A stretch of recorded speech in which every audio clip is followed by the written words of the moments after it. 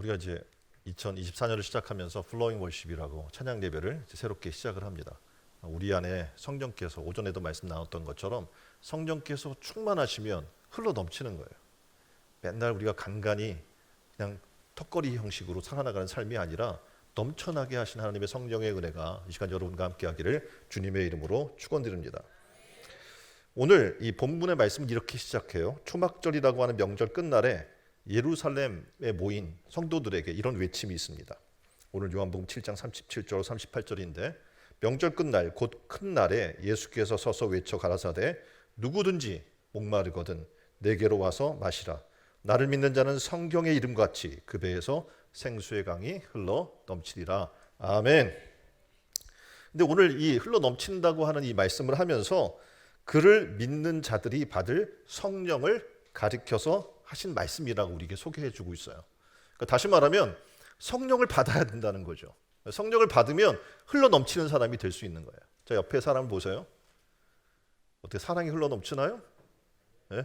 상대방을 보니까 믿음이 흘러 넘치고 용서가 흘러 넘치고 이런 흘러 넘치는 은혜를 받으려면 단 한 가지밖에 없어요. 성령으로 충만해야 하는 겁니다.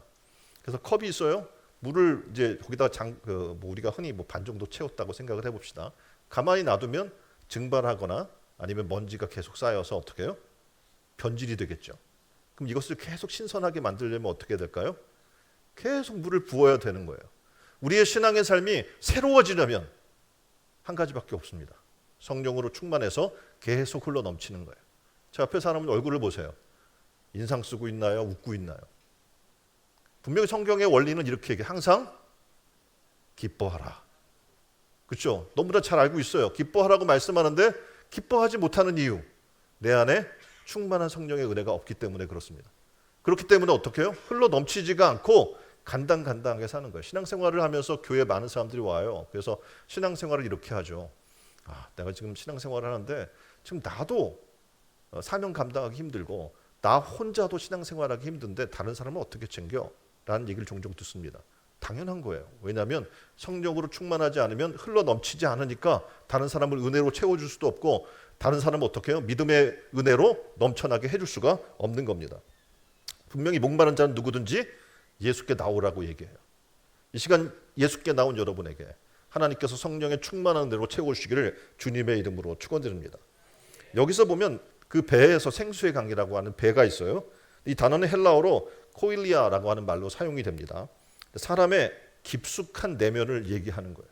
그러니까 성령은 우리 안에 깊숙한 속 안에서 역사하는 영이라고 지금 얘기하는 겁니다.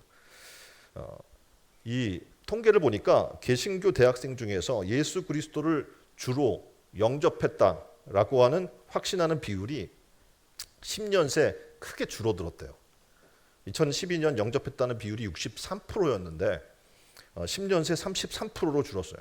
거기다가 잘 모르겠다라고 신앙의 확신을 갖지 못하는 이들은 17%에서 49%로 대폭 증가했습니다. 이렇게 많은 사람들이 교회는 나오는데 예수를 만나지 못한 거예요. 예수님이 나의 깊은 내면을 터치해주고 그분을 내 중심에 모시고 그분이 나의 삶의 통치자로 모셔줘야 되는데 그게 안 되니까 확신이 일어나지 않는 거죠. 그럼 그 젊은이들이 확신이 일어나지 않으니까 어떻게 됩니까? 나가서 확신 있게 복음을 선포할 수도 없는 겁니다. 그래서 중요한 것은 우리 신앙생활에 너무나 중요한 건 예수 그리스도를 나의 내면 깊이 영접해야 되는 줄 믿습니다. 그렇게 되면 어떻게 변화가 일어나는 거예요. 오전에 내내 말씀드렸어요. 우리는 예수 그리스도를 제대로 믿어야 한다. 그럼 변화가 일어난다. 그러면 우리 안에 예수 그리스도를 만나서 영접하는 순간 우리 속에 이 배에서 생수의 강이 흘러 넘치는 변화를 체험하게 될 줄 믿습니다. 주님은 우리가 그냥 단지 목마르면 목만 축일 정도로 채워주기를 원하는 분이 아니에요. 우리 주님은 성령의 생수를 어떻게 해요? 흘러 넘쳐서 생수의 강이 되게 하고 우리를 어떻게 충만하게 하시기를 원하시는 분이라는 사실입니다. 그러니까 여기 지금 물병 있잖아요. 그럼 이거는 개인이 혼자 먹으면 끝입니다. 그렇죠? 우리 다른 사람 얼마나 나눠주겠어요 이거를요? 나누게 되면 조금만 목을 축이는 정도만 되겠죠. 그런데 주님이 원하시는 건 뭐냐면 흘러 넘치는 거예요. 흘러 넘쳐서 모든 주위의 사람들에게 영향력을 발휘하는 크리스찬이 되기를 원하십니다. 그래서 오늘 성경은 얘기하는 거예요. 성령 충만. 다시 말해서 우리 배에서 생수의 강이 흘러 넘치는 그것은 성령을 주실 성령을 가리켜 말한 것이다 라고 말하고 있지 않습니까? 이런 성령의 충만함이 이 시간 여러분 가운데 임하기를 주님의 이름으로 축원드립니다. 39절에 보니까 아직 예수님께서 영광을 받지 않으셨으므로 성령이 아직 그들에게 계시지 않았다고 얘기를 해요. 그래서 이들은 여전히 두려워해요. 문을 닫아놓고 걱정을 하고 염려를 하고 공포와 초조와 절망의 순간들이 계속해서 그들에게 있는 거예요. 근데 놀랍게도 오순절에 성령이 그들 가운데 임했어요. 어떤 일이 벌어집니까? 두려움이 사라졌어요. 불안이 사라졌고 공포가 사라졌고 초조함이 사라졌고 절망의 일들이 사라져버리게 된 겁니다. 그리고 이제 그들에게는 오직 믿음이 따라서 합니다. 오직 믿음, 오직 소망, 오직 사랑, 이것이 강처럼 흘러나와서 베드로를 위시해서 수많은 사람들이 흘러넘쳐서 복음을 흘러넘치게 하고 모인 사람들이 3,000명이 넘는 사람들이 구원받는 놀라운 은혜의 역사가 일어나게 된 줄 믿습니다. 생수의 강이 솟구치고 이 강이 흘러나는 곳에는 아무도 그것을 막을 자가 없는 거예요. 강물이 흘러가는 곳은 그 흐름을 막을 수 있는 것도 없습니다. 이와 같이 우리 속에 생수의 강이 흘러나기 시작하면 우리 일생에 살아나가는 동안에 우리 앞을 가로막는 염려, 근심, 불안, 초조, 절망, 고통 이런 것들이 밀려올지라도 그 생수의 강이 밀려갈 때 어떻게 그것을 다 덮고도 남을 줄 믿습니다. 오늘 우리는 하나님의 뜻에 따라서 힘있게 살기를 원합니다. 근데 잘 안 돼요. 그렇죠? 힘있게 살기를 원하는데 잘 안 돼요. 그건 당연한 거죠. 왜냐하면 우리는 항상 모자라요. 그래서 어떡합니까? 채움을 받아야 되는 존재이기 때문에 그렇습니다. 복음을 힘있게 담대하게 전파하기를 원하지만 자신감이 모자라요. 담대함이 모자라요. 예수님이 우리에게 성령 충만 받으라는 것은 바로 이것들을 채워주시겠다는 겁니다. 사도 바울은 에베소서 5장 18절로 21절에 이렇게 얘기하죠.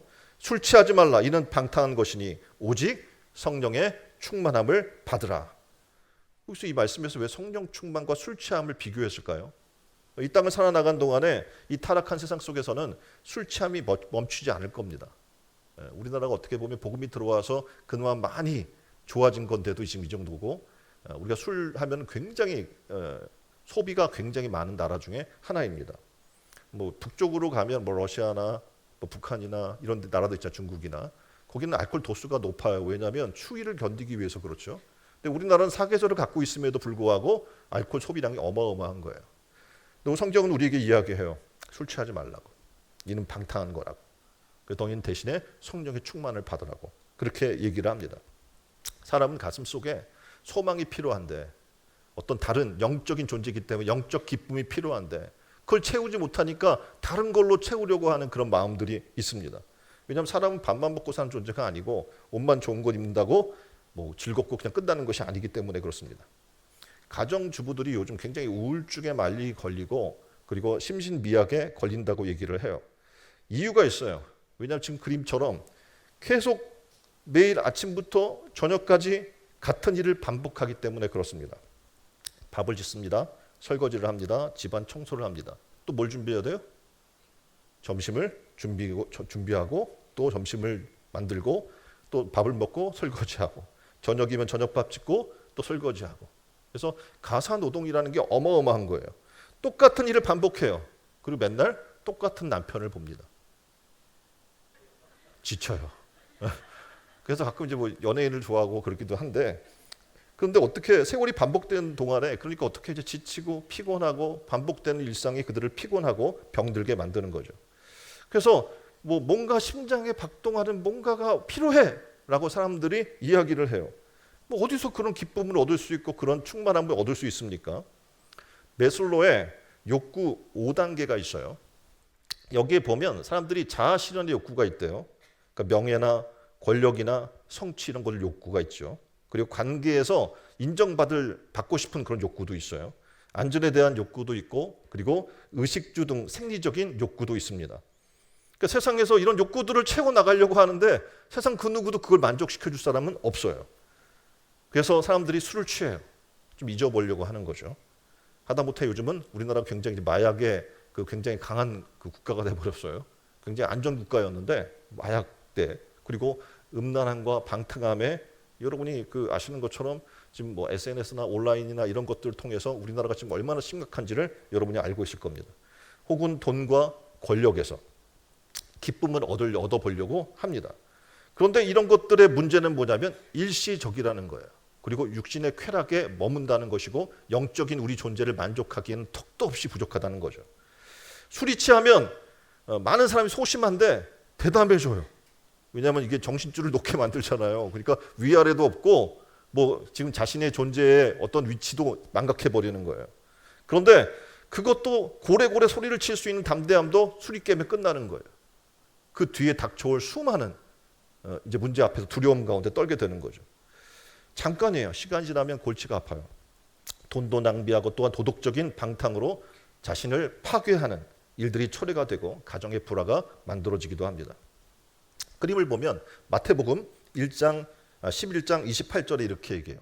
수고하고 무거운 짐진 자들아 다 내게 오라. 내가 너희를 쉬게 하리라. 아멘. 이 말씀 너무나 들어서 알아요. 근데 잘 안 돼요. 이 말씀도 성령이 충만해야 이게 와닿는 거예요. 성령이 충만해야 하나님께 나가고자 하는 마음이 생겨요. 그리고 우리의 생활에 수고하고 무거운 짐이 우리는 없을 수가 없어요. 그렇죠? 매일 우리는 짐을 지고 살기 때문에. 근데 문제는 하나님 안에서 성령이 내게 임하게 되면 이것을 하나님께 내어 맡길 수 있는 믿음이 생기는 거예요. 그러니까 내가 할 수 없다. 하나님께 맡기면 된다라고 하는 믿음이 생기게 만들어주는 거예요. 그러니까 내가 맡기니까 어떤 일이 일어나는 거예요? 마음이 가벼워져요. 그리고 시와 찬미와 신령한 노래가 그 안에 흘러나오게 한다고 말씀해 주고 있는 겁니다. 성령님이 우리 안에 들어오면 놀라운 우리가 이 세상에서 맛볼 수 없는 다른 차원의 기쁨들을 우리는 맛보게 됩니다. 우리가 죄인이에요. 하나님 앞에 엎드려요. 엎드리면 회개할 마음을 우리에게 주셔요. 회개해요. 그럼 우리 속사람이 새로워지는 기쁨을 맛보게 되는 거예요. 성령 충만하면 술 먹고 얻게 되는 배짱, 이건 아무것도 아니거든요. 성령이 충만하면 비교할 수 없는 홍해를 가르고 애국군이 쳐들어오는데 그들을 두려워하지 않을 담대한 그 마음이 생기는 거예요. 골리앗이라고 한 장군이 와서 소리를 질러대요. 근데 그 앞에 다윗이라는 소년이 어떻게 다가가서 만군의 여호와 이름으로 나간다고 하고 무찔러 버릴 수 있는 배짱이 생기는 거예요. 그러니까 술 먹고 생기는 건 아무것도 아닌 거예요. 그거는 우리가 흔히 뭐라고 그래요? 예? 뭐 꼬장 부린다고 이야기하고 아무것도 아닌 거예요. 그 사람이 아니에요. 근데 성령이 내게 임하면 어떻게 해요? 모든 것을 두려워하지 않을 담대함이 생기는 줄 믿습니다. 성령이 임하면 놀라운 은혜 역사가 무리를 걷게 되는 그런 믿음이 생기고 오병이어로 5,000명을 먹이고 그리고 어떻게 해요? 달려나갈 수 있는 배짱이 생기는 겁니다. 에베소서 3장 16절에 이렇게 이야기합니다. 그의 영광의 풍성함을 따라 그의 성령으로 말미암아 너희 속사람을 능력으로 강건케 하시오며. 아멘. 우리의 속사람을 하나님의 능력, 영적 능력으로 강건케 만들어 주겠다는 겁니다. 요즘 여러분이 아는 것처럼 세상을 살아나가는데 멘탈이 굉장히 중요해요. 옆에 사람 보세요. 멘탈이 강해 보여, 약해 보여? 예? 멘탈이 강한 거는 속이 강해야 되거든요. 그렇죠? 예, 속이 강해야 돼요. 그래야지 어떠한 것들을 당하거나 사람과의 관계 속에서 어려움이 찾아오더라도 극복할 수 있는 마음이 우리에게 필요하거든요. 근데 성령을 통해 우리의 속사람인 영이 강건해지고 담대하게 된다라고 이야기를 해주고 있는 겁니다. 성령의 능력으로 우리 속사람인 영이 강건해지면 아까 말한 대로 환경이 우리를 좌우할 수 없어요. 하나님 안에서 어떻게 믿을 백이 없는 그런 사람조차도 다윗처럼 만군의 하나님의 이름으로 나가게 되는 거예요. 형제들도 그를 밀어주지 않아요. 왕도 어떻게 밀어주지 않아요. 근데 어떡합니까? 하나님의 이름 하나로 나가서 승리하는 역사가 일어나게 되는 겁니다. 저는 바라기는 여러분이 이 시간에 성령이 충만해지길 바랍니다. 오늘 지금 주제 말씀은 그거예요. 성령의 생수가 강처럼 흘러넘치려면 어떻게 할까? 더 쉽게 풀이하면 성령 충만 받으면 어떻게 할까라는 거예요. 그 첫 번째는 이거예요. 나아가서 사모하며 구해야 한다라는 겁니다. 그러니까 사모함이 있어야 한다는 거예요. 옆에 분에게 물어봅시다. 성령을 사모하십니까? 성령 충만 받기를 원하십니까? 성령 충만 받기를 원하십니까? 사모한다면 외치셔야죠. 간구하고 부르셔야죠. 여러분이 아는 얘기처럼 목마른 사람이 뭘 파요? 우물을 판다고 얘기를 했어요. 성령에 대한 갈급함이 있는 사람이, 목마름이 있는 사람이 하나님께 나아가서 사모함과 간구함이 있는 거예요. 예? 갈급함이 없으면 어떻게 하나님 앞에 성령 구할 이유가 없는 거예요. 우물은요, 정기적으로 청소가 필요합니다. 그렇겠죠. 그래서 하루 종일 물을 퍼내고 바닥까지 싹 청소를 하게 되면 더 시원하고 맑은 물이 솟아나오는 거예요. 청소를 안 하면 어떻게 될까요? 막혀 있는 거죠. 그리고 물도 고이고 냄새도 나고 좋지 않은 거예요. 신앙의 삶도 그래요. 여러분이 나는 지금 하나님의 은혜 가운데 살고 있어라고 하지만 성령의 충만함이 계속 내 안에 솟아나게 만들지 않으면 여러분 똑같아요. 그냥 고인 물처럼 신앙의 삶을 살아나가는 거예요. 그럼 이걸 뚫어서 새롭게 해야 될 거 아닙니까? 성령이 샘솟듯 솟아나는 삶을 살게 만들어야 될 거 아닙니까? 맑은 물을 그러면 이걸 하기 위해 청소를 해야 되는데 누가 해야 돼요? 예? 누가 해야 돼요? 물을 마시기를 간절히 원하는 사람이 하는 겁니다. 예? 물을 내가 정말 생수를 새로운 물을 마시기를 원하는 사람이 청소하는 거예요. 바닥을 파고 다시 깨끗게 하고 하는 일을 하겠죠. 우리 마음의 우물 밑바닥, 우리 심령의 밑바닥에는요, 욕망, 탐욕, 욕심의 찌꺼기들이 가득합니다. 그래서 이것을 그리스도 예수의 보혈의 능력으로 씻김을 받아야 되고 회개해야 되고 대청소가 이루어져야 되는 거예요. 예수 그리스도를 다시 그리고 찾고 만나고 죄의 청소가 예수의 보혈의 능력으로 깨끗하게 되면은 놀랍게도 어떻게 합니까? 그 속에서 성령의 능력으로 생수가 다시 솟아나는 은혜를 맛보게 될 줄 믿습니다. 성경은 뭐라고 얘기하냐면 의에 줄이고 목마른 자에 대해서 얘기해 주고 있어요. 여러분이 바로 그렇게 돼야 돼요. 하나님의 나라와 그의 의에 대해 목마름이 있어야 돼요. 하나님의 영에 대해 목마름이 있어야 될 줄 믿습니다. 그렇게 되면 어떻게 해요? 찾고 구하고 두드리게 되겠죠. 그렇죠? 그렇지 않으면 어떡합니까? 나하고 상관없어요. 영적인 일이 나하고 상관이 뭐야 하고 육의 일에 찾고 두드리게 되겠죠. 하나님은 의를 향한 줄이고 목마른 인생을 복된 인생이라고 얘기해 주고 있어요. 예수를 믿으면 그 배에서 생수의 강이 흘러 넘치기 때문에 그렇습니다. 이건 뭘 가리켰다고요? 성령을 가리켰다고 말씀드렸어요. 성령을. 예수를 믿으면 그 배에 생수강이 흘러 넘치는데 바로 성령의 은혜가 흘러 넘친다고 얘기하고 있습니다. 또 하나는 누가 그 대청소를 할까? 우물을 파서 깨끗한 물을 먹으려고 할까? 두 번째 사람이 있는데 누구냐면 아끼고 소중한 것을 잃어버려서 찾기 원하는 사람이에요. 이 우물에 옛날에 우물을 보면은 이 우물에 뭔가를 계속 빠뜨려요. 어떤 것들을 많이 빠뜨릴까요? 반지도 빠뜨려. 물 긁다가 목걸이도 빠뜨려요. 많이 빠뜨리는 게 뭐예요? 여러분 특히 여성들은 많이 잃어버리는 게 뭘까요? 머리띠. 이렇게 쓰고 있다가 어떡합니까? 머리띠가 또 많이 빠져요. 그리고 동전, 숟가락, 젓가락 청소를 하다 보면 그런 것들이 나온대요. 그럼 어떡합니까? 이 중에서 금반지, 결혼반지 막 이런 거 빠뜨려서 잃어버린 사람들은 어떡합니까?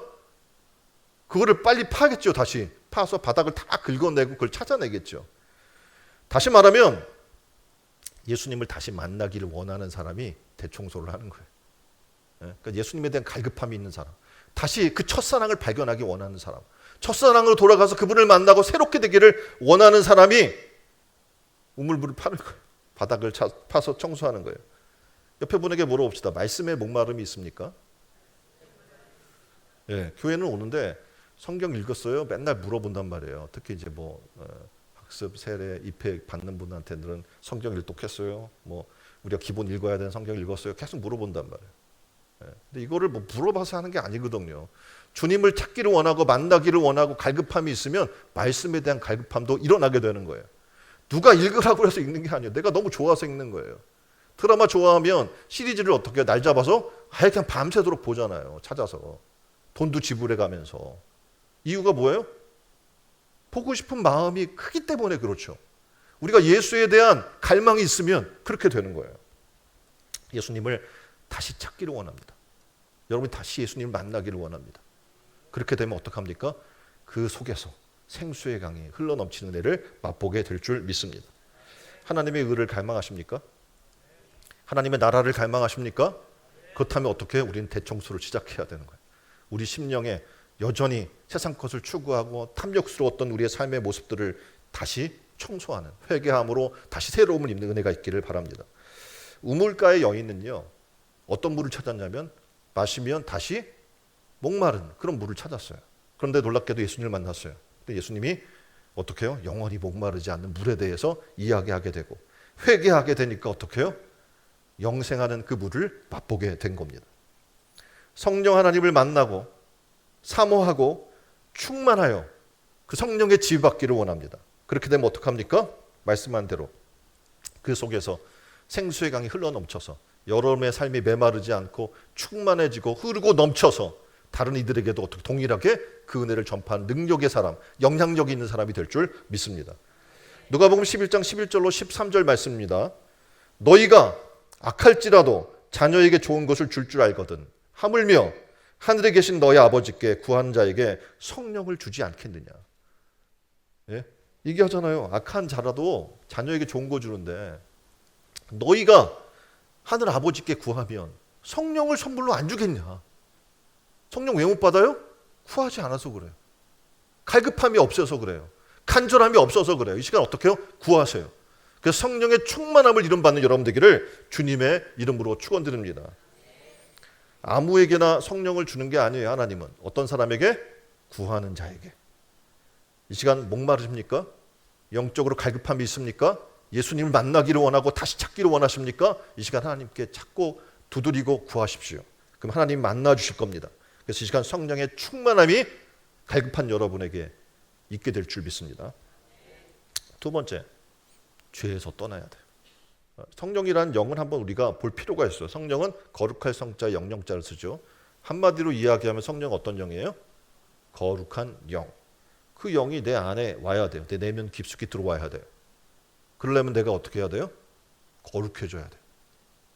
다시 말하면 죄 가운데 그대로 있으면 성령은 올 수가 없어요. 그럼 성령을 내가 받으려면 어떻게 해야 될까요? 어떻게 해야 돼요? 죄에서 떠나야 되는 거잖아요. 고린도전서 3장 16절에 이렇게 이야기해요. 너희는 너희가 하나님의 성전인 것과 하나님의 성령이 너희 안에 계신 것을 알지 못하느냐. 옆에 분에게 물어보세요. 성령의 전인 것을 알고 계십니까? 그걸 안다면 어떻게 해요? 거룩해져야 돼요. 다시 옆에 분에게 물어봅시다. 당신은 거룩하십니까? 거룩하지 않다면 왜 그래요 도대체? 아는 사람이 그래요? 그러면 안 되는 거예요. 거룩해져야 돼요. 성령 받으려면 거룩한 영이기 때문에 우리도 거룩한 환경을 만들어 주어야 하는 거예요. 거룩하다는 것은 구별됐다는 거잖아요. 세상과는 이제 다른 존재예요. 하나님의 소유된 백성이며 그의 피값으로 지불돼서 이제 거룩하게 된 존재라고 얘기하는 겁니다. 그래서 우리가 해야 할 일은 뭐냐면 죄 가운데 있다는 걸 발견하는 즉시 어떻게 해야 되냐면 빨리 자복하고 돌이켜서 주님께로 나아가야 될 줄 믿습니다. 요한일서 1장 9절에 이렇게 이야기해요. 우리가 만일 죄를 자백하면 그는 미쁘시고 의로우사 우리를 사하실 것이요 우리를 모든 불의에서 깨끗게 하실 것임이라. 아멘. 우리 안에 죄가 가득한 마음을 성령이 오셔서 지배할 수 있도록 우리가 해야 되는 것은 뭐냐면 죄를 버려야 되는 거예요. 안 그러면 성령이 올 수가 없어요. 성령의 다스림 받을 수도 없고 성령의 통치를 받을 수도 없는 겁니다. 왜냐하면 그분은 거룩한 영인 동시에 인격적이에요. 그래서 죄를 미워하십니다. 그러니까 어떡합니까? 그 죄와 함께 할 수가 없는 거잖아요. 그래서 이제 어떡합니까? 우리가 하나님 앞에 회개해야 되는 거예요. 죄를 버리려면. 그럴 때 순간마다 어떡합니까? 나의 죄를 주 앞에 내려놓고 회개하고 돌이켜서 죄 사함을 받을 뿐만 아니라 이제 회개에 합당한 열매를 맺는 삶으로 나아가는 여러분 되기를 주님의 이름으로 축원드립니다. 자, 세 번째 뭘 해야 되는가? 내 자아를 꺾고 성령께 순종하면 되는 거예요. 흔히 우리는 우리 생각에서 벗어나기 쉽지 않아요. 과거의 경험에서 벗어나기도 쉽지 않아요. 나의 이성의 한계에 갇혀 있을 때가 많아요.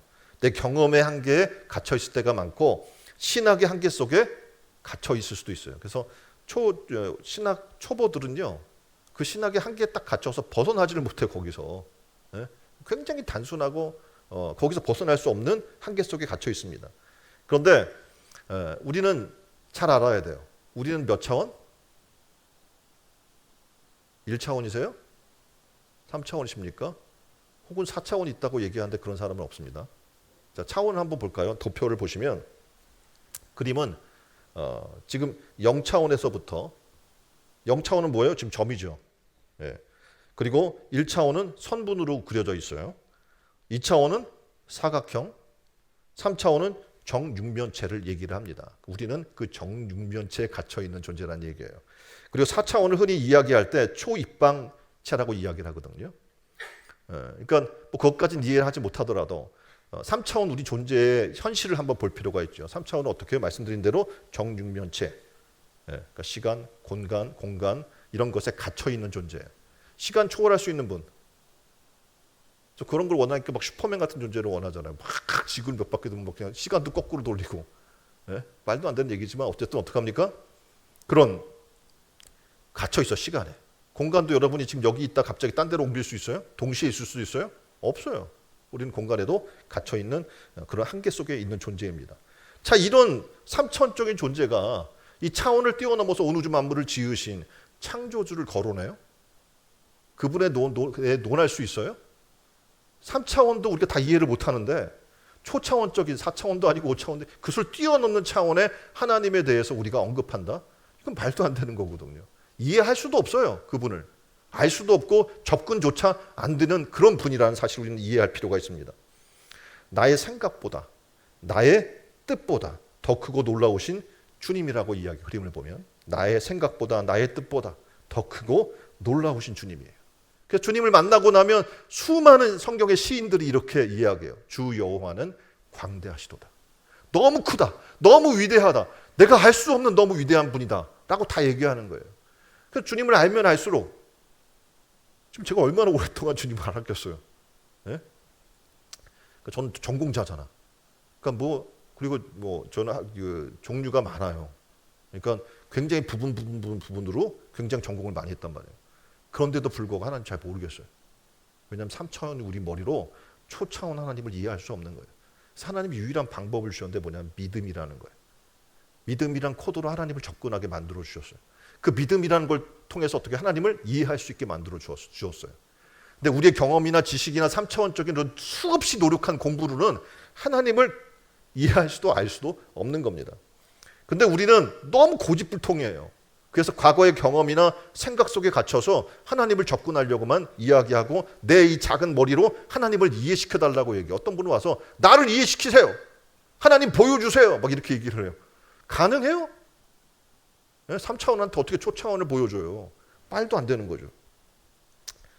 자, 여러분 스스로 인정하십니까? 고집불통이라는 거?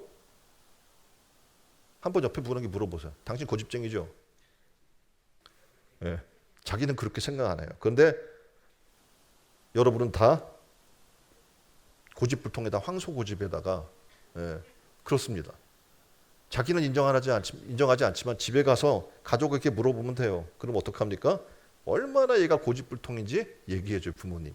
아유 고집불통이야. 성령께서 역사하고 싶어도 이 고집 때문에 역성 못하는 거예요. 그러려면 어떡합니까? 내 자아를 꺾어서 하나님 앞에 드려야죠. 그래야 하나님께서 다스리고 통치한 역사가 일어나게 되는 겁니다. 내가 못하면요. 다른 사람한테도 어떻게 해요?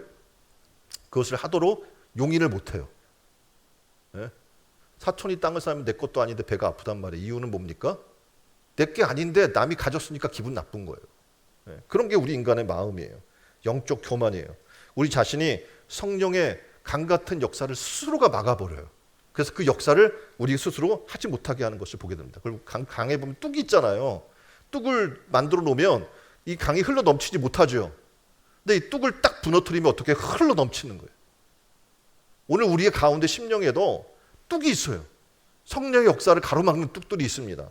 그 뚝을 무너뜨려 버려야 되는 거예요.